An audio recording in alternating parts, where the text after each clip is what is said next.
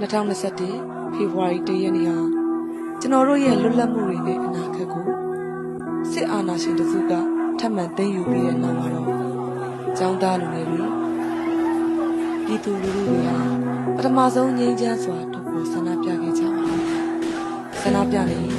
စစ်တပ်ရဲ့အကြမ်းဖက်ဖြိုခွင်းခံရပြီးတဲ့နောက်ပိုင်းမှာလူငယ်တွေဟာလက်နက်ကင်လမ်းစဉ်ကိုရွေးချယ်ခဲ့ကြပါတယ်။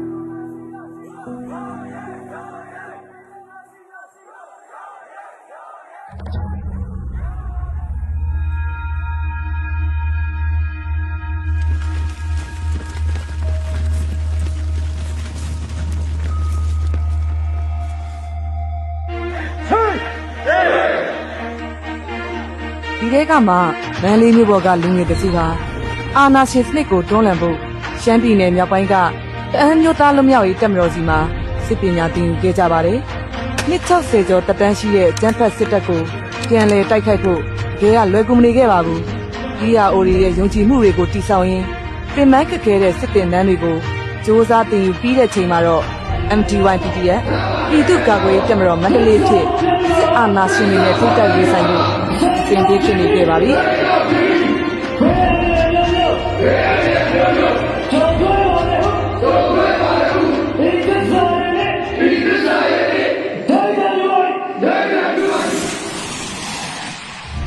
အဖွဲ့စည်းပြီးနောက်မှာတော့မဟာမိတ်အရာအောင်များမိဖက်တော်လှန်ရေးဖွဲ့များနဲ့လက်တွဲပူးပေါင်းကဝါဆိုစစ်စင်ရေးအပင်ညိုစစ်စင်ရေး1027ပတ်ဝန်းစစ်စင်ရေးတွေမှာပူးပေါင်းတိုက်ပွဲဝင်ခဲ့ပါတယ်1027ပတ်တူးစစ်စင်ရေးမှာတော့ဒီခုကာဝေးတပ်မတော်မန္တလေးဟာဒီနောင်မာမိတ်တော်လှန်ရေးတပ်ဖွဲ့တွေနဲ့ပူးပေါင်းပြီးစင်ကူမရယာတပိတ်ချင်းနယ်တွေကိုဟန်ချက်ညီစွာထိချုပ်ဆမိုးနိုင်ခဲ့ပါတယ်ဒီလိုအောင်ပွဲတွေရရှိခဲ့တာကတပ်ဖွဲ့တွေကရဲဘော်တွေရဲ့တပ်ပေါင်းများစွာကိုရင်းနှီးခဲ့ရတယ်ဆိုတာရေးပြောက်ထားလို့မရခဲ့ပါဘူး။နေမြေတွေသိမ်းပြီးအိမ်ပြန်တဲ့အချိန်မှာတချို့မိဘတွေတချို့မိသားစုတွေအတွက်ပြန်မလာနိုင်တော့တဲ့သားသမီးတွေများစွာရှိခဲ့ပါတယ်။စစ်ကောင်စီနဲ့ပြင်းထန်တဲ့တိုက်ပွဲတွေကိုရင်ဆိုင်ခဲ့ရတာကြောင့်ကိုလက်အင်္ကာတွေပေးဆက်လိုက်ရတဲ့ရဲဘော်တွေလည်းများစွာရှိခဲ့ပါတယ်။တော်လန်ရဲ့အနေမြင့်တက်ကြမှတ်သမျှကိုကြက်ကြက်ခံပြတ်တဲ့ရင်ပြည်သူ့ကာကွယ်တပ်မတော်မန္တလေး MDY-PDF ဟာပြည်သူတွေနဲ့တူကောင်းမွန်တဲ့အရွေးတစ်ခုကိုရောက်ဖို့အတူတကွရှောက်လန်းနေပါတယ်။လက်နက်ကင်တော်လန်ရေးလှုပ်ဆောင်ရန်ဆုံးဖြတ်ချက်ချခဲ့တဲ့2021ခုနှစ်ဖေဖော်ဝါရီလ25ရက်နေ့ကိုတက်မွေးနေ့အဖြစ်သတ်မှတ်ကျင်းပခဲ့တာဟာဒီနှစ်ဆိုရင်တော့9နှစ်တာကာလသက်တမ်းကိုရောက်ရှိခဲ့ပြီဖြစ်ပါတယ်။လက်ရှိချိန်မှာတော့ပြည်သူ့ကာကွယ်တပ်မတော်မန္တလေး MDY-PDF ဟာမြို့သားညီညွတ်ရေးဆိုရကာကွယ်ရေးဝန်ကြီးဌာနစစ်ရုံးချုပ်ရဲ့ဓာတ်ရိုက်ကိုကဲမှုအောက်မှာအထူးလှုပ်ရှားတမအဖြစ်ပြောင်းလဲပြီးပြည်သူတွေနဲ့တူအာဏာရှင်စနစ်ကိုအမြင့်ဖြတ်ဖို့တော်လှန်ရေးတာဝန်များကိုဆက်လက်ထမ်းဆောင်နေစေဖြစ်ပါတယ်။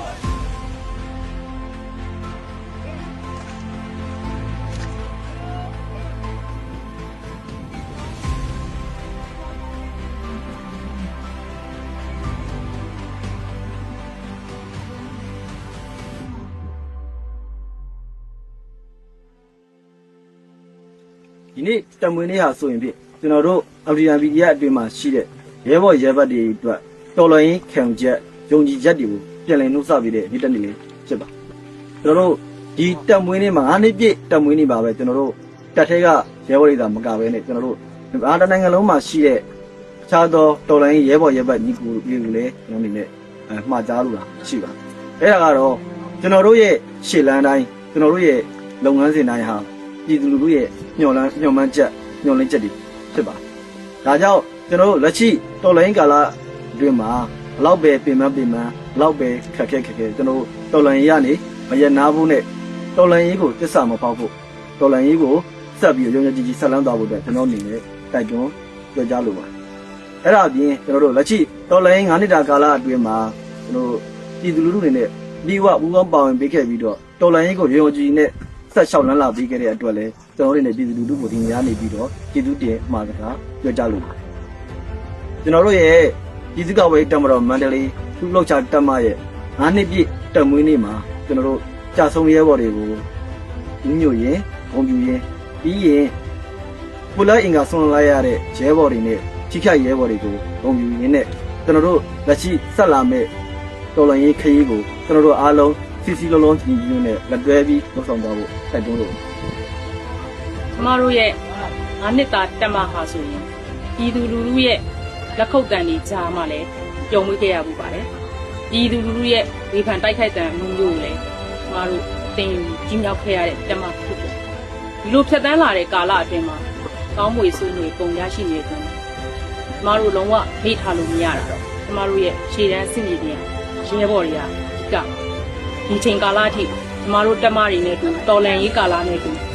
ရောက်ဆက်လက်ပြီးတည်ရှိနေတဲ့ပြည်သူလူထုကလည်းကျမတို့အတွက်အားရင်တရားပြည်သူလူထုရှိနေသေးတယ်ကျမတို့တော်လန်ရေးဆက်ရှိနေပါ ဒီ9နှစ်တာကာလအတွင်းမှာခက်ခဲတွေများစွာဖြတ်တန်းခဲ့ရတယ်အောင်မြင်မှုတွေများစွာလည်းရရှိခဲ့တယ်ဒီလိုမျိုးဖြတ်တန်းရရှိခဲ့တဲ့အခြေအနေတွေကပြည်သူတွေကပေးတဲ့မြစ်တာတွေပြည်သူတွေကထောက်ခံမှုတွေကြောင့်ရရှိခဲ့ခြင်းနဲ့ဖြစ်ပါတယ်ဒါပြင်ကျွန်တော်တို့ရဲဘော်တွေရဲ့ကြိုးစားအထောက်မှုကိုလည်းကျွန်တော်တို့မိထားလို့မရပါဘူးကျွန်တော်တို့ရဲဘော်တွေရဲ့ကြိုးစားအထောက်မှုရဲဘော်တွေရဲ့အသက်တွေသွေးတွေချွေးတွေတူတူကြိုးစားရုန်းကန်ခဲ့ရတယ်မရှိဘဲနဲ့ကျွန်တော်တို့ဒီအခြေအနေထိရောက်လာခဲ့မှာမျိုးမဟုတ်ဘူးအဲကြတော့ကျွန်တော်တို့ခုလက်ရှိဒီတက်မွေးနေ့ကနေမှစပြီးတော့တော်လန်ရေးအောင်တဲ့အထိ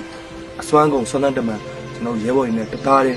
ပြည်သူတွေနဲ့တသားတဲ့တညီတဲ့အကုန်လုံးရုန်းကန်ပြီးတော့အောင်မြင်အောင်ဆက်ပြီးတော့လုပ်သွားပါမယ်ပြီးတော့ဒီရဲဘော်တွေကိုလိုင်းကဆွန့်ခဲ့တဲ့ရဲဘော်တွေရောကြာဆုံးခဲ့တဲ့ရဲဘော်တွေအတွက်ကိုကျွန်တော်တို့အလုပ်တွေနှစ်ဆတိုးပြီးတော့ဒီထက်ပိုပြီးတော့တာဝန်တွေပိုပြီးထမ်းဆောင်ရမယ်လို့ကျွန်တော်တို့ဒီကိုပြုချင်ပါတယ်